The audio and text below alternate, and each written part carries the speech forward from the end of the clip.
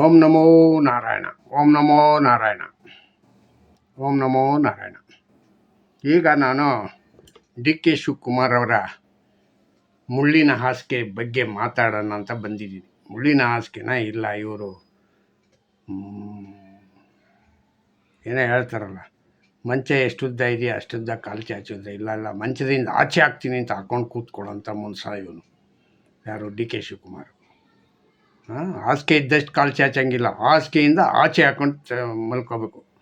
ಹಂಗಾಗಿ ಈಗ ತನ್ನ ತಲೆ ಮೇಲೆ ತಾನೇ ಮಣ್ಣು ಹಾಕ್ಕೊಳ್ಳುವ ದಿನಗಳು ಹತ್ರ ಬರ್ತಾ ಇದೆ ಅಂತ ಕಾಣಿಸ್ತಾ ಇದೆ. ನೋಡಬೇಕು ಇದು ಎಷ್ಟು ಮಟ್ಟಿಗೆ ಈ ಕ್ಯಾಬಿನೆಟ್ ಹಂಚಿಕೆ ಮಾಡೋದ್ರೊಳಗೆ ಇವರ ಬಣ್ಣ ಎಲ್ಲ ಬಯಲಾಯ್ತದೆ. ಇದು ನನ್ನ ವಿಷಯ.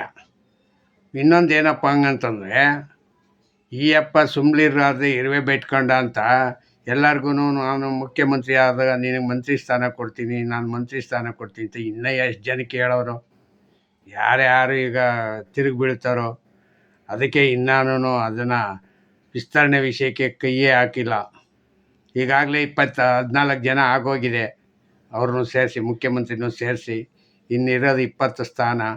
34 ಸ್ಥಾನದಲ್ಲಿ 20 ಸ್ಥಾನಗಳು ಬಾಕಿ ಇದೆ.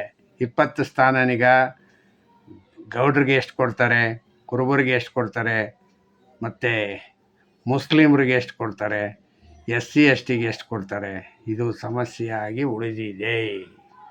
ಈ ಸಮಸ್ಯೆನೀಗ ಹೆಂಗೆ ಬಗೆಹರಿಸ್ತಾರೆ ಗೊತ್ತಿಲ್ಲ. ಸಿದ್ದರಾಮಯ್ಯ ಅವರು ಮೌನವಾಗಿರೋದು ನೋಡಿದ್ರೆ, ಇವರು ಮೌನ ಇದ್ದಷ್ಟು ಯಾಕೆ ಹಂಗಂತಾರೆ, ಹಿಂದೆ ಒಂದು ಸತಿ ಇದೇ ಥರ ಮೌನವಾಗಿದ್ದರು. ಯಾವಾಗ? ಕುಮಾರಸ್ವಾಮಿಗೆ ಮುಖ್ಯಮಂತ್ರಿ ಮಾಡಿಬಿಟ್ಟು ಎಲ್ಲಿ ಮಂಗಳೂರು ಧರ್ಮಸ್ಥಳದಲ್ಲಿ ಹೋಗಿ ಕೂತಿದ್ರು ರೆಸ್ಟ್ಗೆ. ಧರ್ಮಸ್ಥಳದಲ್ಲಿ ಅಲ್ಲಿಂದನೇ ಆಪ್ರೇಟ್ ಮಾಡಿದ್ರು. ಹೆಂಗೆ ಆಪ್ರೇಟ್ ಮಾಡಿದ್ರು ಅಂದರೆ ಭಯಂಕರವಾಗಿ ಆಪ್ರೇಟ್ ಮಾಡಿದ್ರು. ಎಲ್ಲ ತನ್ನ ಸಿಸ್ಟರ್ನಿಗೆ 17 ಜನನಿಗೆ BJP ಕಡೆ ಕಳಿಸ್ಬಿಟ್ರು. ಈ ಸತಿ ಏನು ಮಾಡ್ತಾರೆ? ಈ ಸತಿ ಯಾರು ರೆಬಲ್ ಆಗ್ತಾರೆ? ಜಾರಕಿಹೊಳಿನ ಇಲ್ಲ ಸತೀಶ್ ಜಾರಕಿಹೊಳಿನ ಇಲ್ಲ ಇನ್ಯಾರು?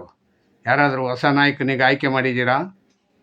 ಹೇಳೋಕ್ಕಾಗಲ್ಲ. ನೀವು ನಿಮ್ಮ ಸಿದ್ದರಾಮಯ್ಯವರೇ, ನಿಮ್ಮ ಆದಿ, ನಿಮ್ಮ ಲೆಕ್ಕಾಚಾರ ಬೇರೆಯೇ. ಯಾಕೆ ಹೆಂಗಂತಂದರೆ, ನೀವು ಹಾಕುವಂಥ ಐಡಿಯಾ ಎಲ್ಲ ಏನು ಗೊತ್ತಾ, ಎಲ್ಲ ಒಂದೇ ಸತಿ ಭಸ್ಮಾಗೋಗ್ಬಿಡ್ಬೇಕು, ಹಂಗಾಗ್ತೀರ. ನಿಮ್ಗೆ ಯಾವಾಗ ಉಪಮುಖ್ಯದು ವಿರೋಧ ಪಕ್ಷ ನಾಯಕನಾಗಬೇಕಾಗಿತ್ತು. ವಿರೋಧ ಪಕ್ಷ ನಾಯಕ ಆಗಬೇಕಲ್ಲ ನಾನು ಅಂತ, ನನಗೆ ಅಧಿಕಾರ ಇರ್ತದೆ ಅಂತ ಅಂದ್ಬಿಟ್ಟು ಶಾಡೋ ಮುಖ್ಯಮಂತ್ರಿ ಆಗ್ತೀನಿ ನಾನು ಅಂತ ಹೇಳ್ಕೊಂಡು ಕುಮಾರಸ್ವಾಮಿಗೆ ಎಳ್ಳು ನೀರು ಬಿಡಿಸ್ಬಿಟ್ರಿ ಅವತ್ತು. ಇವತ್ತು ಯಾರಿಗೆ ಬಿಡಿಸ್ತೀರಾ? D K ಶಿವಕುಮಾರ್ಗ? ನೀವು ಮೌನ ಆಗಿ ಈಗ ಯಾಕೋ ರೆಸಾರ್ಟ್ ಸೇರಿರೋದು ಎಲ್ಲ ಆಸ್ಪತ್ರೆ ಇದಕ್ಕೆ ಕೇಳೋಕ್ಕೆ ಏನೋ ಇದಕ್ಕೆ ಹೋಗಿದ್ದಾರಂತ ರೆಸ್ಟು ಹೋಯ್ತಾ ಇದ್ದಾಗೇ ನಾನು ಅಂದ್ಕೊಂಬಿಟ್ಟೆ, ಏನೋ ಒಂದು ಸ್ಕೆಚ್ ಆಯ್ತದೆ ಇದು ಗ್ಯಾರಂಟಿ ಅಂತ. ಇದ್ರೂ ಇರಬಹುದು. ಈ ಸ್ಕೆಚ್ಚು ಎಷ್ಟು ಮಟ್ಟಿಗೆ ಸಕ್ಸಸ್ ಆಗುತ್ತೋ ಏನು ಕಥೆನೋ ಗೊತ್ತಿಲ್ಲ. ಕಾದು ನೋಡಬೇಕಾಗಿದೆ. ಮತ್ತು ಇನ್ನೊಂದು ಏನಪ್ಪ ಅಂದರೆ, ಡಿ ಕೆ ಶಿವಕುಮಾರ್ಗೆ ಈಗಾಗಲೇ ಮಂತ್ರಿ ಪಟ್ಟ ಕಟ್ಟೋಕ್ಕೆ ಎಲ್ಲರಿಗೂ ಯಾರ್ಯಾರು ಕಟ್ಟೋದು ಏನು ಮಾಡೋದು ಅಂತ ಗೊತ್ತಿಲ್ಲ. ಇದಕ್ಕೆಲ್ಲ ಲಾಟ್ರಿ ಟಿಕೆಟ್ ರೀತಿ ಆಗೋಗಿದೆ ಈಗ. ಲಾಟ್ರಿ ಯಾರು ಲಾಟ್ರಿ ಟಿಕೆಟ್ ಸಿಕ್ಕುತ್ತೋ ಅವರು ಇದಾದಂಗೆ. ಜಮೀರ್ ಅಹಮದ್ ಕೊಡದಿದ್ರೆ ಕಾಂಗ್ರೆಸ್ನವರೆಲ್ಲ ವಿರೋಧಿ ಆಗ್ತಾರೆ.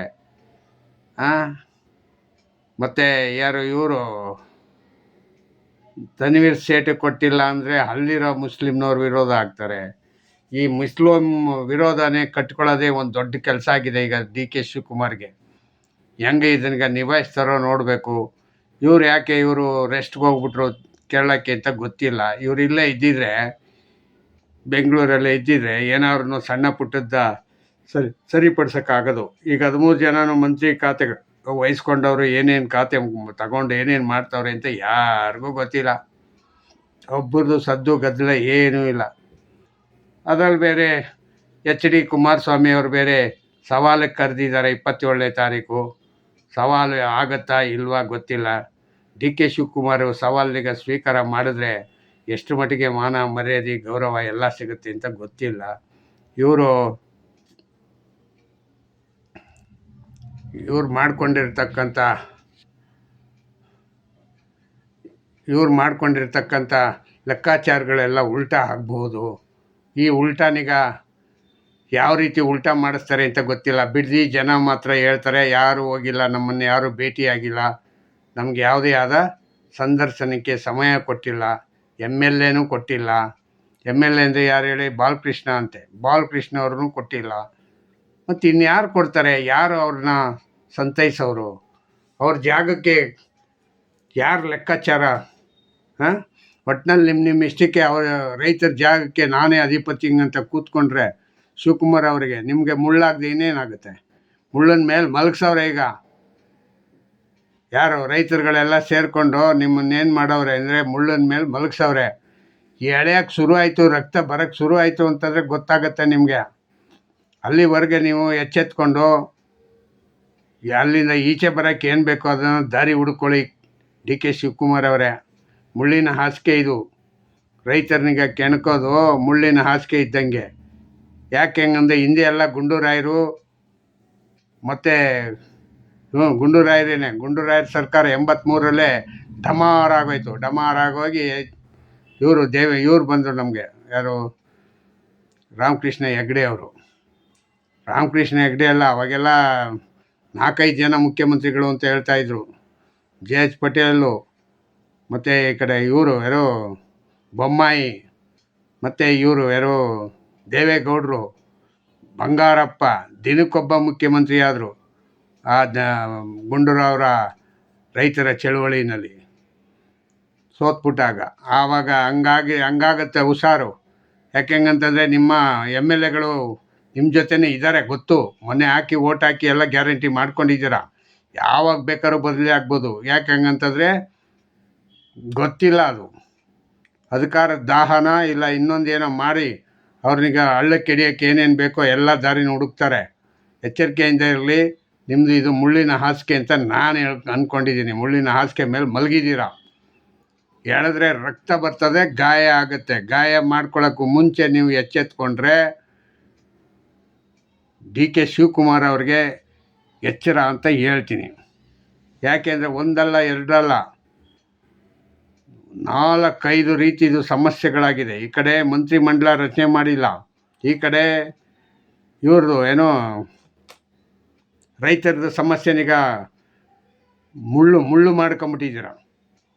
ಆ ಮುಳ್ಳನ್ನ ಎತ್ತಿ ಹಾಸಿಗೆ ಮೇಲೆ ಹಾಕ್ಬಿಟ್ಟವ್ರೆ. ನೀವೀಗ ಮಲ್ಕೋತಾ ಇದ್ದೀರ. ಹುಷಾರಾಗಿರಿ. ಮತ್ತು ಇನ್ನೊಂದೇನಪ್ಪ ಹಂಗಂತಂದರೆ ಸಮಾಜದಲ್ಲಿ ಬೇಡ ಅಂತಕ್ಕಂಥ ವಿಷಯನೀಗ ನೀವು ಏನು ಮಾಡ್ಕೋತಾ ಇದ್ದೀರ ಅಂದರೆ, ನಾನು ಇದನ್ನೀಗ ಸಾಲ್ವ್ ಮಾಡ್ತೀನಿ, ನಾನೇ ಗಂಡಸು ಅಂತ. ನೀ ಯಾವ ಸೀಮೆ ಗಂಡಸು ಅಲ್ಲ. ಹಂಗಂದವರೆಲ್ಲ ಮೆರೆದವರೆಲ್ಲ ಊರು ಬಿಟ್ಟು ಹೋದರು. ಅದರಲ್ಲಿ ನೀನೊಬ್ಬ ಆಗಿದೆಯಾ? ನೀನು ಯಾವತ್ತು ಒಯ್ತೀಯ ಅಂತ ಗೊತ್ತಿಲ್ಲ. ಇದನ್ನೀಗ ಬುದ್ಧಿನೀಗ ನಿನ್ನ ಕೈಯಲ್ಲೇ ಇಟ್ಕೋ. ಬೇರೆಯವ್ರ ಕೈ ಕೊಡಬೇಡ. ಬೇರೆಯವ್ರ ಕೈ ಕೊಟ್ಟರೆ ಡಿ ಕೆ ಶಿವಕುಮಾರ್ ನಿನ್ನ ಗತಿ ಅದೋ ಗತಿ ಆಗತ್ತೆ. ಅಂತೂ ಸತ್ಯ. ಅರ್ಥ ಆಯ್ತಾ? ನಾನು ಈ ರಾಜ್ಯದ ಸುಮಾರು ಎಷ್ಟು ಆಗಲೇ ನನಗೆ ಬುದ್ಧಿ ಕಂಡಂಗೆ ದೇವರಾಜ ಅರಸು ಇಂದ ಹಿಡಿದು ದೇವರಾಜ ಅರಸು, ಗುಂಡೂರಾಯರು, ರಾಮಕೃಷ್ಣ ಹೆಗಡೆ, ಮತ್ತು ಆಮೇಲೆ ಜೆ ಎಚ್ ಪಟೇಲು, ಆಮೇಲೆ ದೇವೇಗೌಡರು, ಆಮೇಲೆ ಬೊಮ್ಮಾಯಿ, ಆಮೇಲೆ ಯಾರು ಇವರು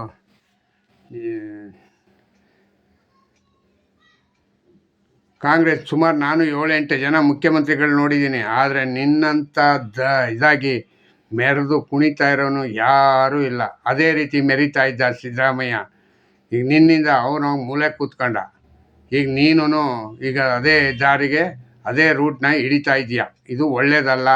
ಇದು ಸರಿಯಾದ ದಾರಿಗೆ ಹೋಗ್ತಕ್ಕಂಥ ವಿಷಯವೇ ಅಲ್ಲ. ಅದರಿಂದ ನೀವು ನಾನೇ ಅನ್ನೋದನ್ನೆಲ್ಲ ಬಿಟ್ಬಿಡಿ. 10 kg ಅಕ್ಕಿ ಬೇಡವೋ ಬೇಕೋ ಹಂಗಂತ ಇದ್ದೆ. ಏನು ಅವ್ರ ಅಪ್ಪನ ಮನೆಯಿಂದ ಕೊಟ್ಟಾಗೆ ಸಿದ್ದರಾಮಯ್ಯ.